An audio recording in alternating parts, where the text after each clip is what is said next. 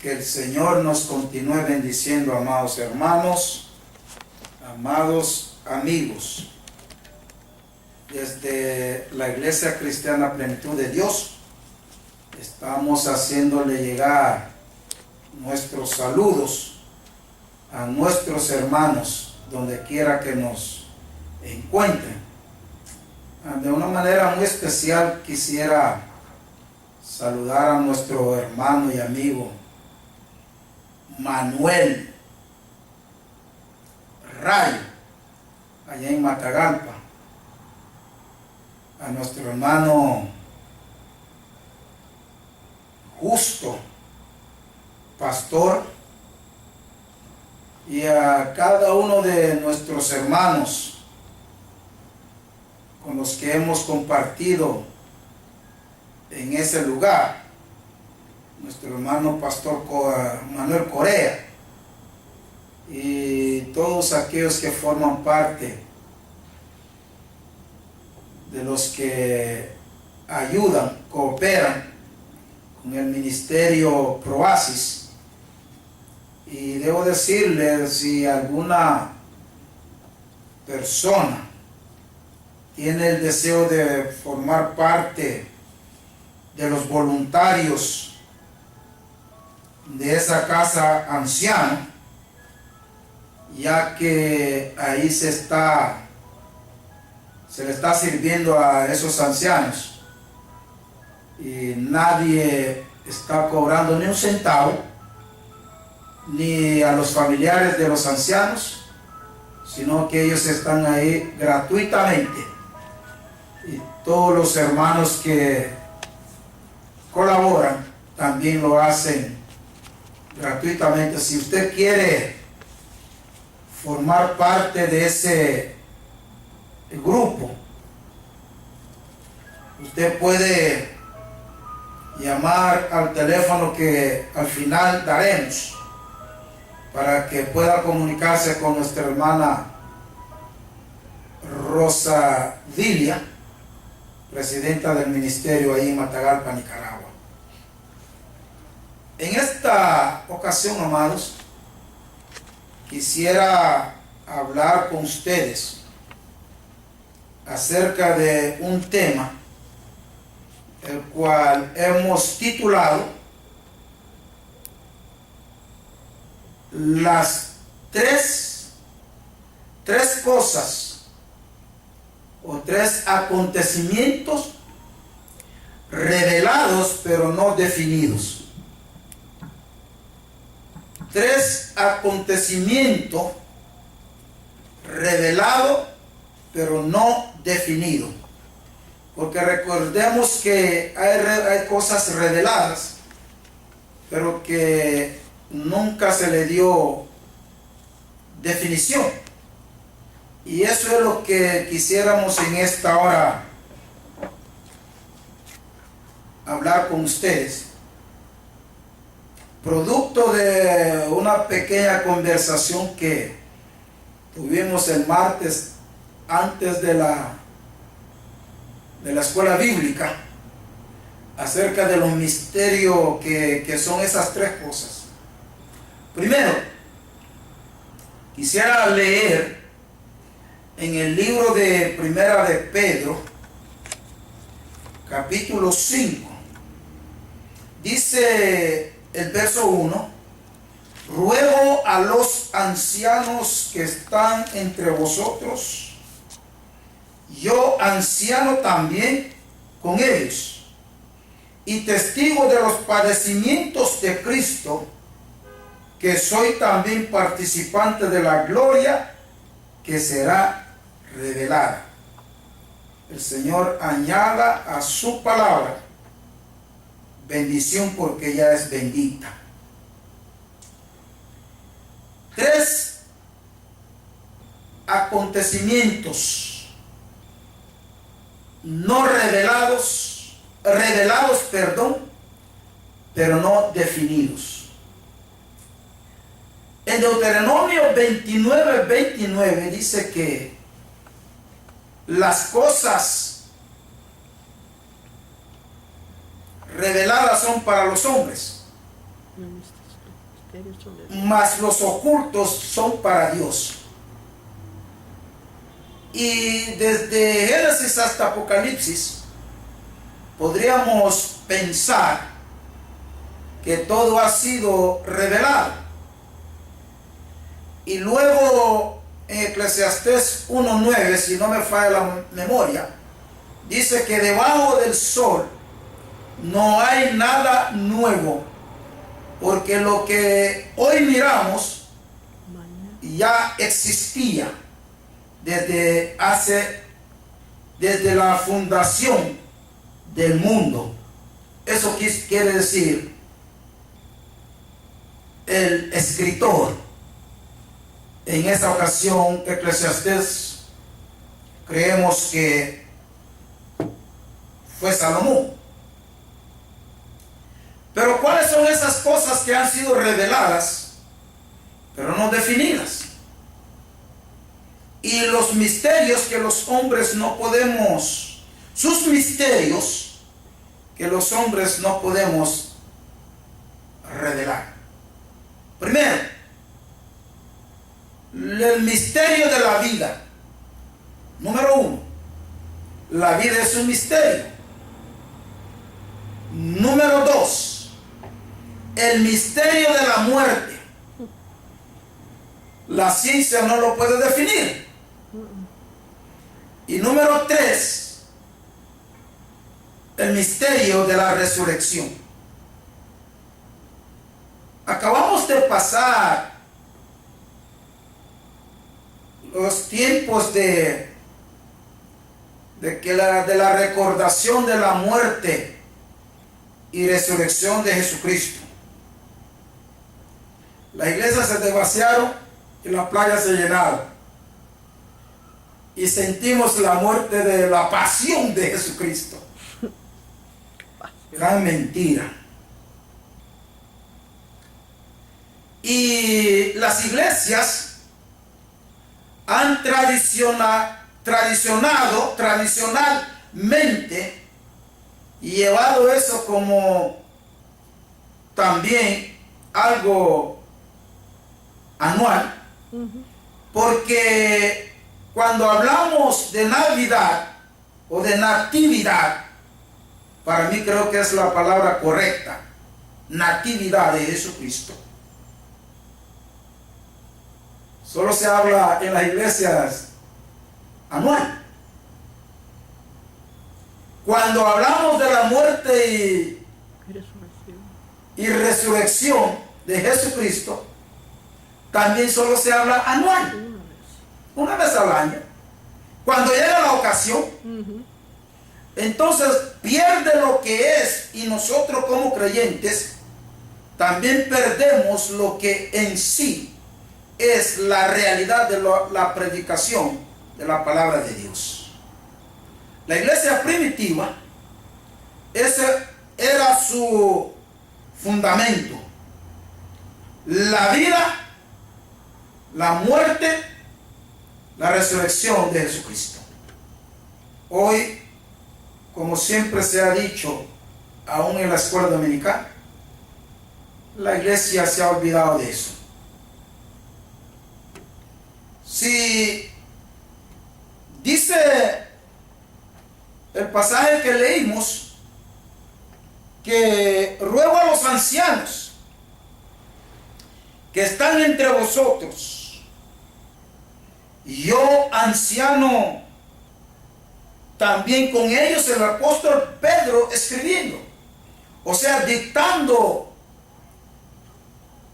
esa palabra, y Silvano, siendo Silvano el escritor de primera y segunda de Pedro, dictado por Pedro. Parece que Pedro no sabía leer, porque de acuerdo al verso 12, ahí mismo lo pueden ver, dice que por conducto de Silvano, a quien tengo por hermano fiel, os he escrito brevemente, amonestándoos y testificando que esta es la verdadera gracia de Dios en la cual estáis. O sea que Pedro está dictando esa carta a Silvano para hacerla llegar a la Iglesia Universal. Y dice que él era también partícipe de esa gloria, de la gloria que sería revelada. La pregunta sería, ¿de qué gloria revelada, que sería revelada, está hablando el apóstol?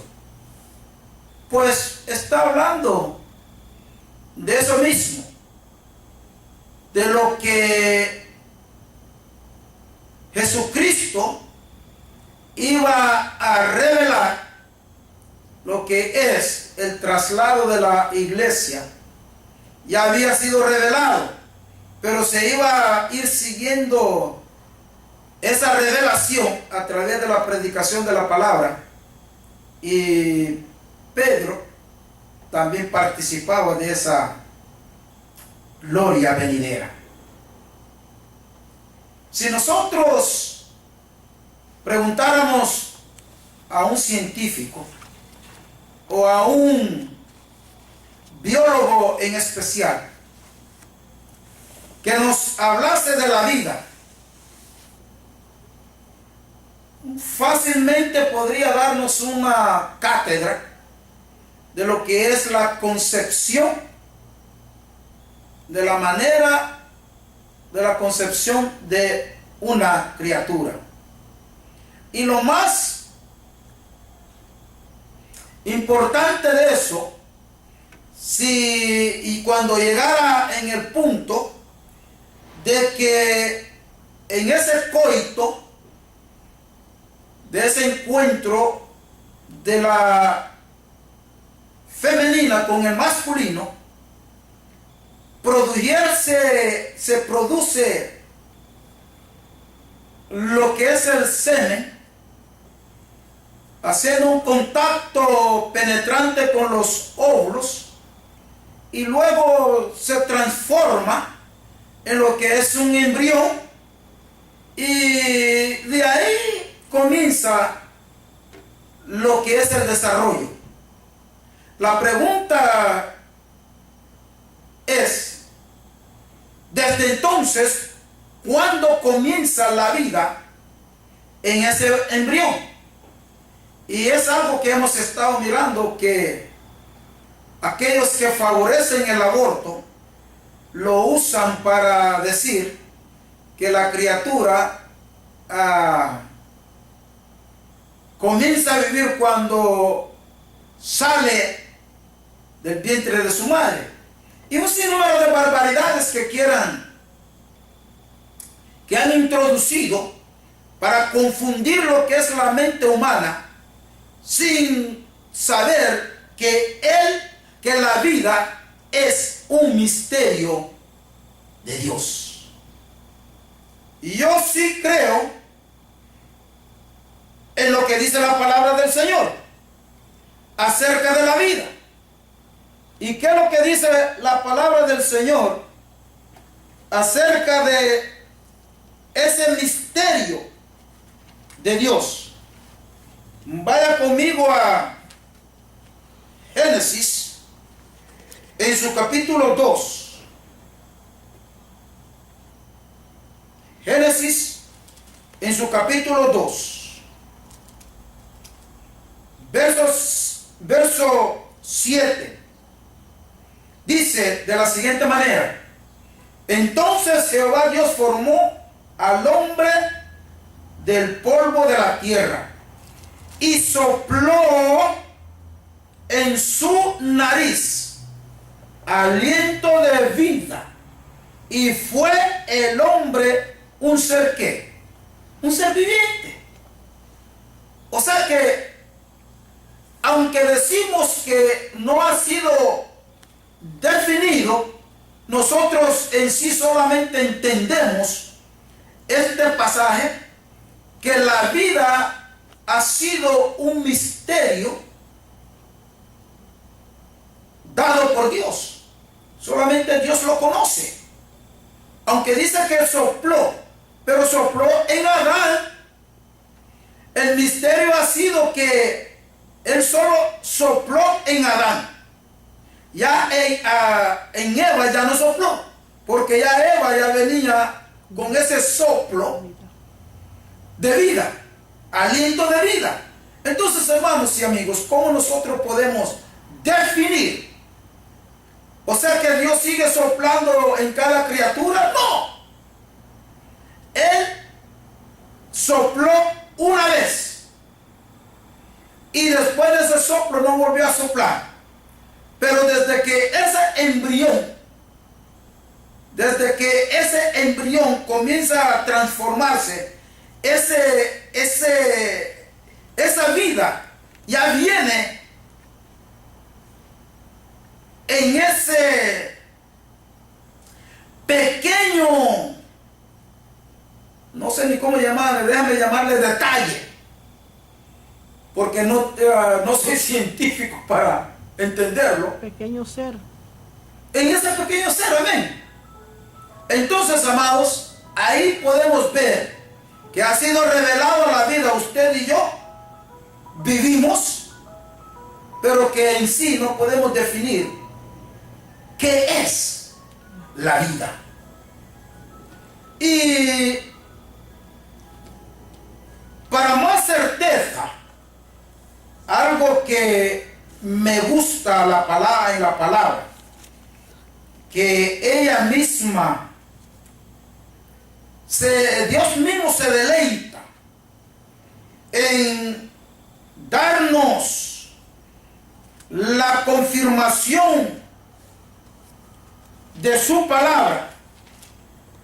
Y sabiendo Dios que muchos hombres y mujeres no creerían en la veracidad de la Biblia, entonces Dios hace de la misma un libro donde no solamente un escritor, sino que la mayor parte de ellos no es que coinciden, sino que están de acuerdo de su realidad. El escritor más y el libro más viejo se cree de toda la Biblia, el libro de Job, que muchos aún creen que Job es un mito.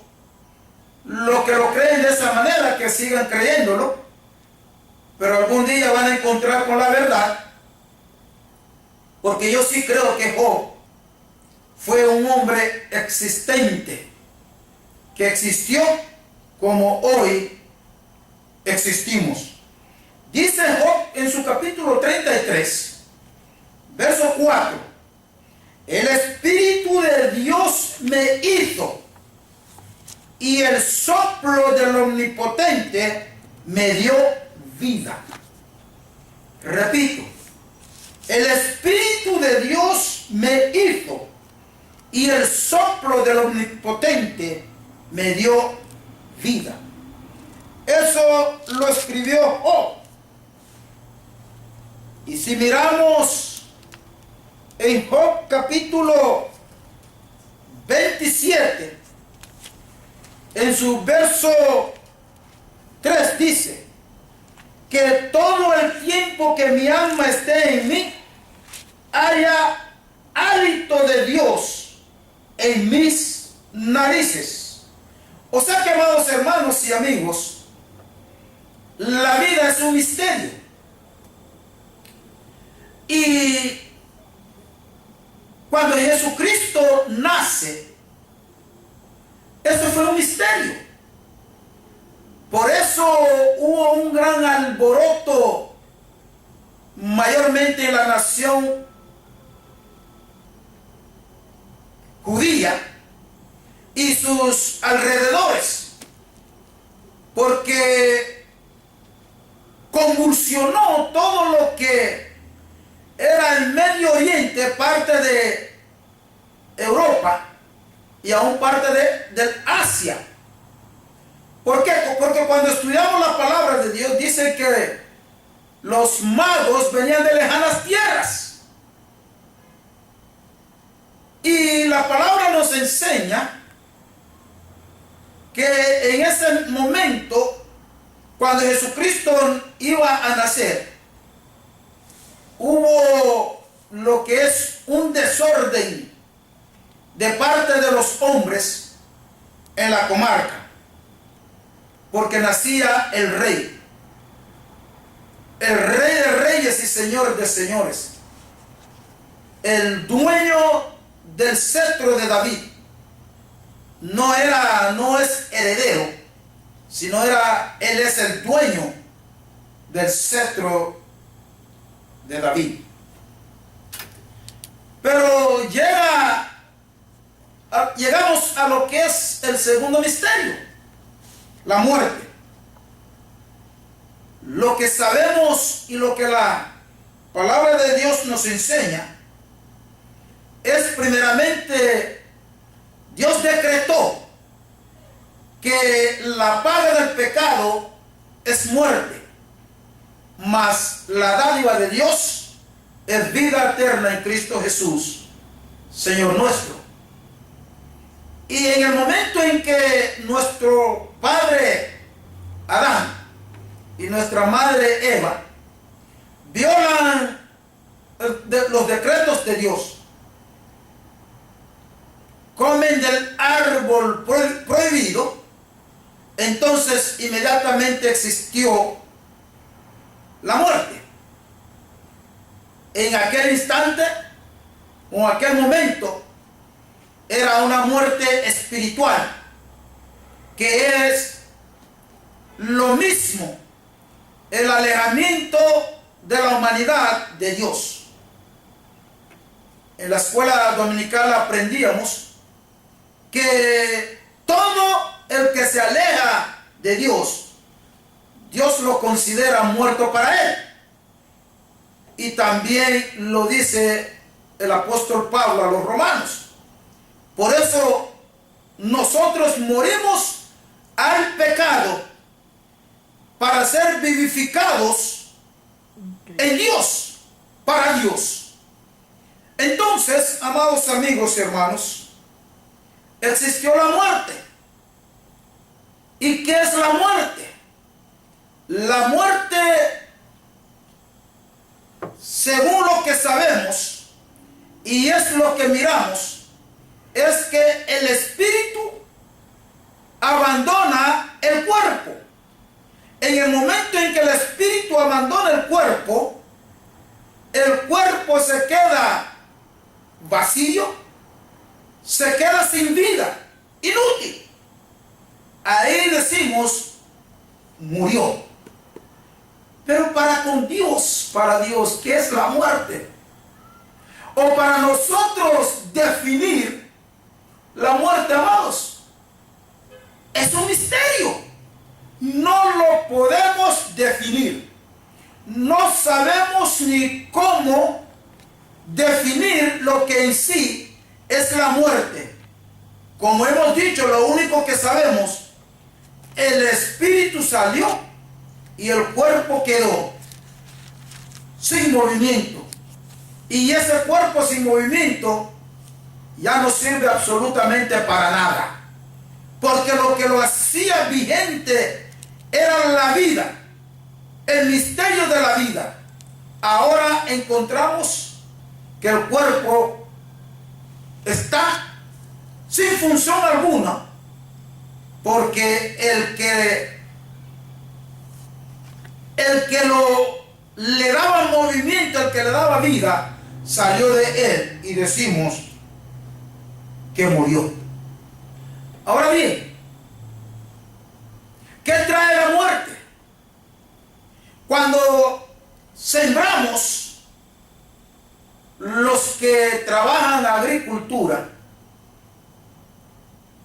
conocen eso. Cuando una semilla se siembra, ¿qué es lo que trae?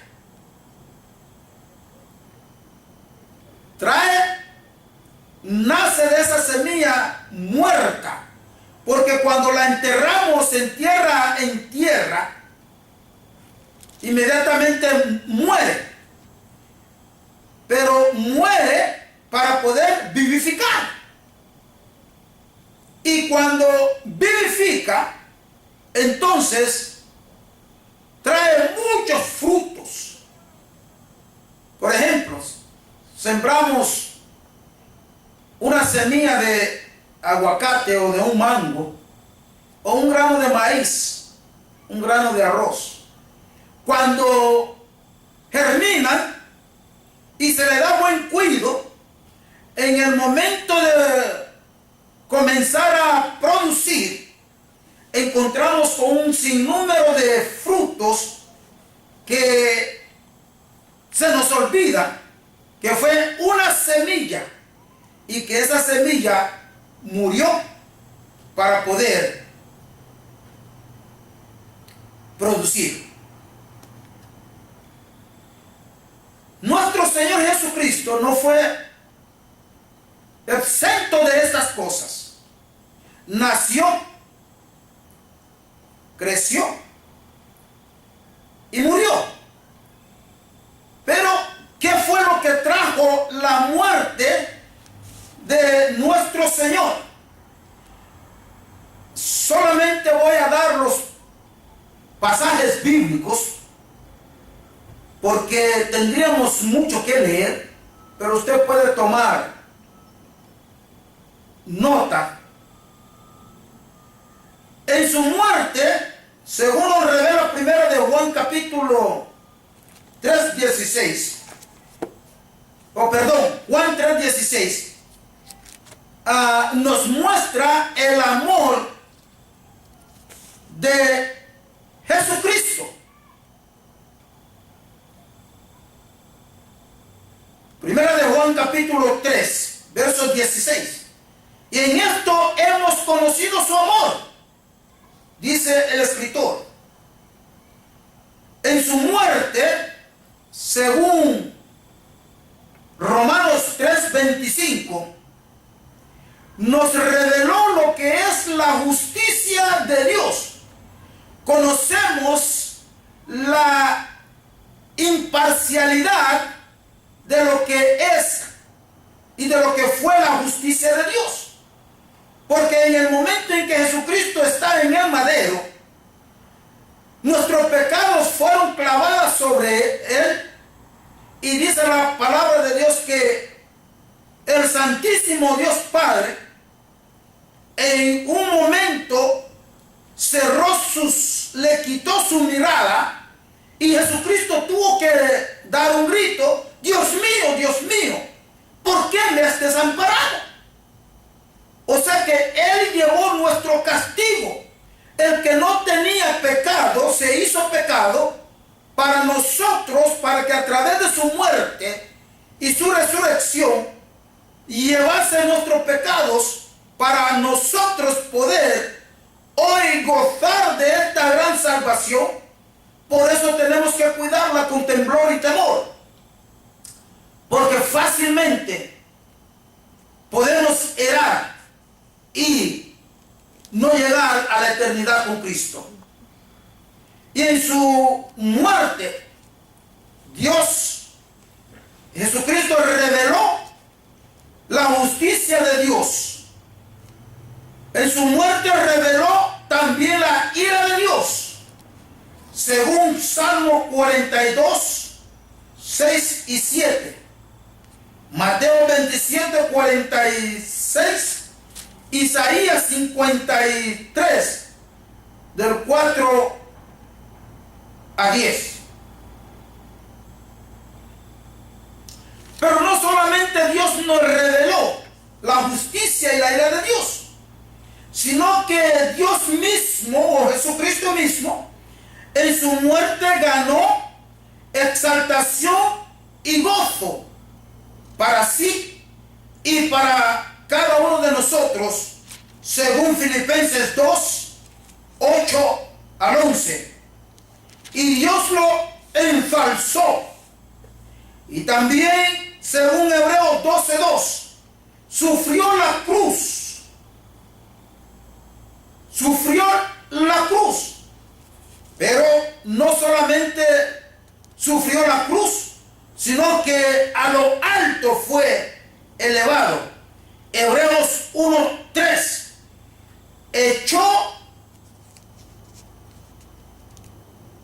Purgó nuestros pecados. O sea que en su muerte, amados, cuando nuestros pecados en aquel madero caen sobre él, ahí purgó nuestros pecados y nuestras maldades. En ese padecimiento. Y había sido profetizado que iba a ser así, que llevaría nuestras iniquidades. Porque en el libro de Isaías, en el mismo capítulo 53, nos dice que Él llevó nuestras iniquidades. Por su muerte, adquirió a todos los creyentes, compró a todos los creyentes para sí, según Efesios capítulo 5, versos 25 al 27. En esa misma muerte mostró su amor por la iglesia. Mostró su amor por la iglesia.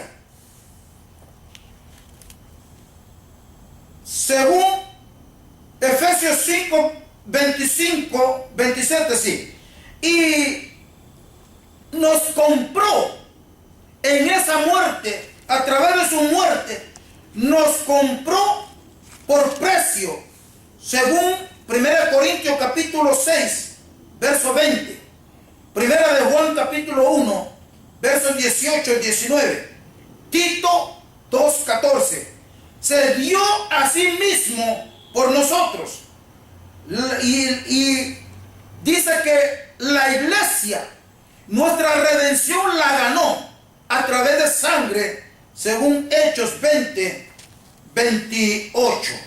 Y ya miramos, hermanos, que cuando damos el ejemplo de lo que es la semilla muerta en tierra y lo que es la semilla o el grano muerto en la tierra, lo que produce son muchas cosas, muchos frutos. Y a través de esos muchos frutos podemos hacer un tremendo huerto, y fue exactamente lo que Jesucristo hizo en la cruz del Calvario. A través de esa muerte, amados hermanos, hoy somos millones de creyentes en el mundo entero. Hoy somos millones de personas que hemos creído en esa muerte y esa resurrección. Hemos sido comprados. Nuestros pecados han sido perdonados a través de lo que fue la muerte y resurrección de Jesucristo. Ahora bien, la resurrección de Jesucristo también trajo su resultado. Cuando leemos en Lucas, en su capítulo 1, y ese pasaje, Lucas capítulo 24, ha sido un pasaje que se ha estado leyendo en lo que es la Semana Santa, como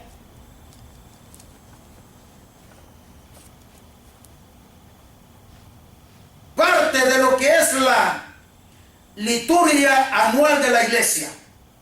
Y dice la palabra del Señor: en el primer día de la semana, muy de mañana, vinieron al sepulcro trayendo las especies aromáticas que habían preparado, y algunas otras mujeres con ellas.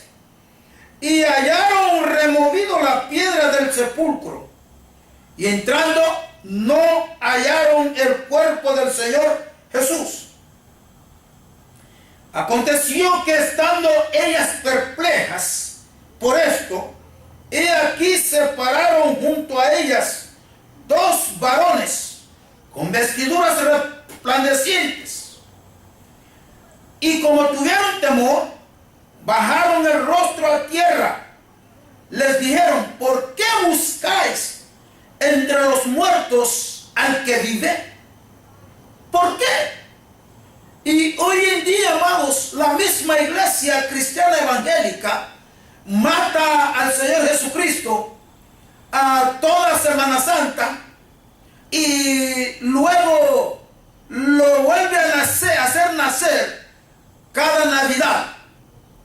Algo erróneo que nosotros tenemos que ir corrigiendo, porque la muerte y la resurrección, el nacimiento, al ser misterio de parte de Dios al mundo, amados, y ser la predicación fundamental de la iglesia primitiva, creo que nosotros también tenemos que tenerlo como algo prioritario en lo que es la predicación del evangelio, porque Jesucristo vivió, Él murió, pero resucitó de entre los muertos. La pregunta de estos dos hombres con vestiduras resplandecientes a estas mujeres que salieron en busca del cuerpo del Maestro: ¿por qué buscáis entre los muertos al que vive? No está aquí, sino que ha resucitado. Acordaos de los que os habló cuando aún estaba en Galilea. Ahora bien, ¿qué es resurrección? Resurrección es tomar nuevamente el cuerpo de donde salió. La incógnita para la ciencia y para todos aquellos estudiosos es que cómo un cuerpo después de muerto tanto tiempo retorna al mismo cuerpo. Misterio de Dios. Y cómo aquella persona que naufragaron en alta mar, sea que la temperatura y el tiempo deshizo de su cuerpo, o sea que los grandes peces marinos o pequeños se lo comieron, ¿cómo entonces en el tiempo de resurrección va a aparecer ese cuerpo? Amados hermanos, por eso es misterio. Es misterio de Dios. La resurrección es un misterio de Dios. Pero que nosotros, yo no tengo duda alguna que no importa cuando yo me muera, no importa cuánto tiempo, no importa dónde el cuerpo va a estar, pero en el momento de la resurrección, la palabra de Dios me dice que yo voy a resucitar con el mismo cuerpo que ahora mismo estoy teniendo. Y yo lo creo. ¿Por qué? Porque no es hombre para mentir. Dios no es hombre para mentir.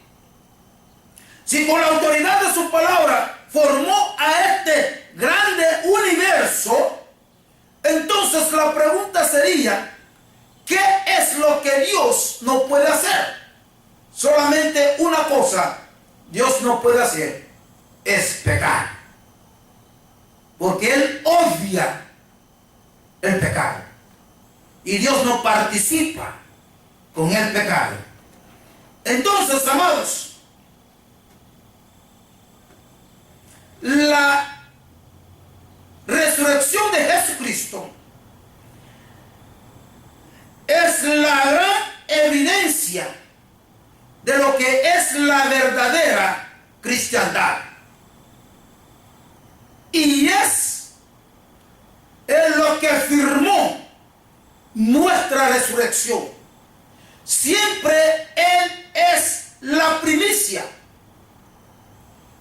Porque cuando miramos en el capítulo 1, en el libro del Evangelio de Juan. ¿Qué dice? En el principio era el verbo. No, ¿cómo es? El principio era el verbo. En el principio era el verbo. Y el verbo estaba con Dios. Dice, en el principio era el verbo. Y el verbo era con Dios. Y el verbo era Dios. Era Dios. O sea que Él fue antes. Jesucristo se lo dijo a los fariseos, a los sacerdotes. Antes que Abraham fuese, Yo soy. yo soy. O sea que, amados hermanos, Él es siempre la primicia. Entonces, la resurrección de Jesucristo fue nuestra primicia y fue el sello de nuestra resurrección. Es la prueba de que Cristo realmente borró nuestros pecados a través de su resurrección. Según Romanos 6, 23. Primera de Juan, capítulo 2, del verso 21 al 24. Expió nuestros pecados. Romanos 4, 24. La resurrección de Jesucristo nos dio un Salvador que vive para siempre, aunque se aseguró la sepultura, porque recordemos, llegó un consejo de sacerdotes y fariseos el día en que ellos dicen que Él dijo que iba a resucitar. Entonces aconsejaron a Poncio y les dijeron, mira, ese hombre que enterramos, a que nosotros matamos, dice que hoy iba a resucitar. Así que vayamos allá o mande una comisión para que vaya a asegurar esa sepultura, para que nadie venga y se lo robe y después dicen que resucitó. Pero los ángeles fueron los que dieron el mensaje. ¿Por qué buscáis? Aunque fue asegurado su sepultura, Él se levantó de entre los muertos. Solamente la Biblia nos puede definir lo que son esos tres misterios. Solamente la Biblia nos enseña el significado de esos tres misterios: la vida, la muerte y la resurrección. Jesucristo siendo primicia en todo y para todo. Alabamos el nombre de nuestro Señor. Amén. Y cuando leemos en el libro de Mateo, en el capítulo 27, del verso 62 hasta su final, o hasta el 28, ahí se nos relata detalladamente lo que en sí es la resurrección. Es la resurrección de Jesucristo, es la base y el poder de la santidad de una vida creyente cristiana, según lo relata el capítulo 6 en el libro a los Romanos. Es la gran garantía de nuestra propia resurrección. 1 Corintios capítulo 15, ahí está detalladamente. 1 Tesalonicenses 4, del 3 en adelante. En la resurrección de Jesucristo asegura también el juicio futuro del mundo, según lo relata Hechos 17, 30 al 31, que Él y nosotros juzgaríamos al mundo y que Él levantaría a los suyos.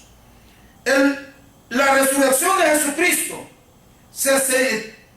después de esa resurrección, ¿sabe qué hizo el Señor? Dice que se fue nuevamente.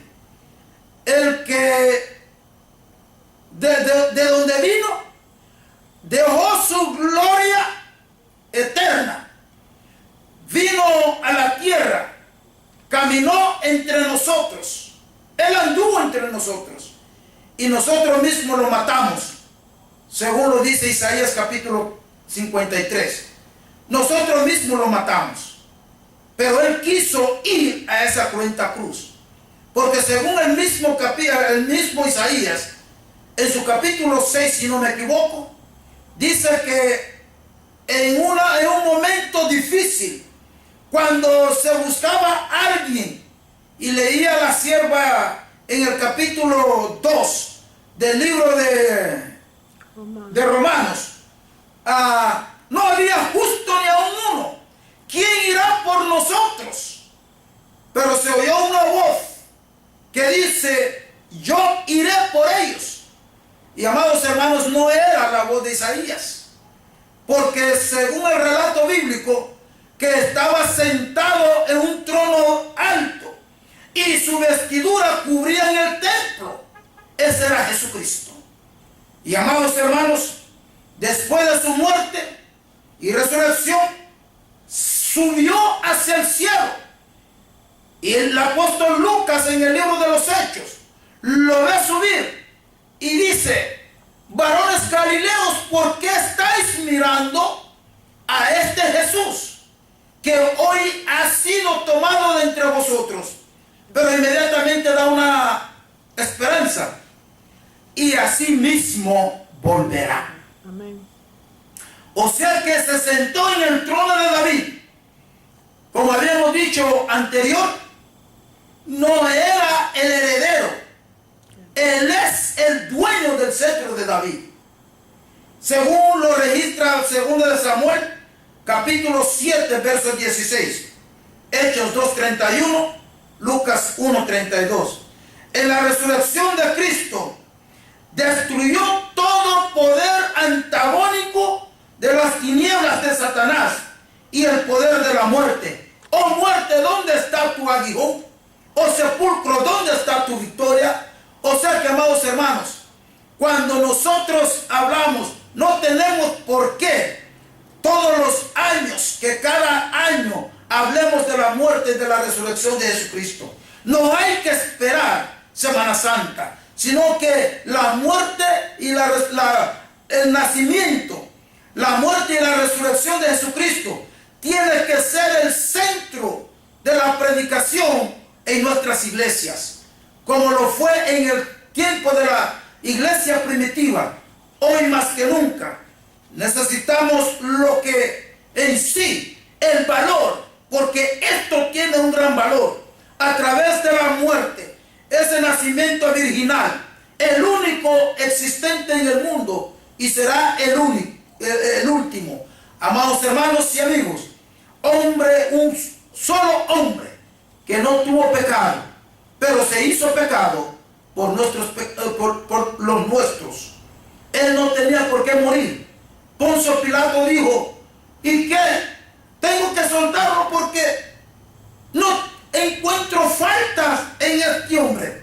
Pero como hay un poder, hay una responsabilidad, hay una posición, el cual no quiero perder, pero con todo esto lo castigaré.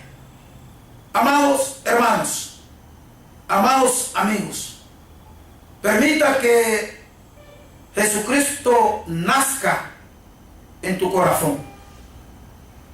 Nazca en tu corazón. Que a través de ese nacimiento, a través de esa muerte y esa resurrección, usted puede cantar que tú puedes ser ciudadano del reino celestial. Amén. Sí, sí. Que también usted puede formar parte de ese grupo de hombres y mujeres que hoy tenemos la esperanza más gloriosa y más valiosa del mundo, de que en el momento en que hemos de partir de esta tierra, tenemos un lugar no preparado por manos de hombres, sino preparado por el arquitecto celestial, Jesucristo. Voy pues a preparar lugar para vosotros, para que donde yo esté, vosotros también estéis. Él mismo lo declaró, Él mismo lo firmó. Y todo lo que el Señor dijo, tenemos que decir, amén, así sea, porque así será. Amén. Que Dios les bendiga y Dios nos guarde. Es para nosotros un privilegio de presentarte en esta hora a ese Jesucristo que salva, el único salvador del mundo. No hay ningún otro. Miramos por televisión cuántos hombres y mujeres estuvieron en penitencias, caminando con un cargamento formado en cruz, pensando que eso lo llevaría a una salvación. Un sacrificio inválido, un sacrificio de locura, un sacrificio. Otros se clavaron sus brazos, sus manos en un madero, pensando que ellos estaban imitando a Jesucristo y que eso lo llevaría a salvación. La palabra de Dios dice, no hay ningún otro debajo de los cielos, ni lo que el hombre y la mujer podemos ser salvos, solamente a través de esa sangre vertida en la cruz del Calvario. Solamente la sangre de Jesucristo nos puede limpiar de todas nuestras maldades. Límpiame de todas mis maldades, gritó el rey David. Solamente confesando nuestros pecados, usted puede hacerlo ahí donde usted está. Y si quisieras hacerlo, lo puedes hacer. Porque no importa el lugar donde estás, ahí mismo donde usted se encuentra, si quisieras hacer esta oración, lo puedes repetir conmigo. Señor Jesús, reconozco que soy pecador. Repítalo. Y necesito salvación. He escuchado el mensaje de tu palabra. Y como dice la palabra, y temí. Miro mi necesidad y hoy acudo a ti, arrepentido de todas mis maldades, para que tú me limpies y me salves. Borra mis rebeliones y sepulta todas mis maldades en las profundidades de los mares. En el nombre de Jesucristo. Amén. Amén.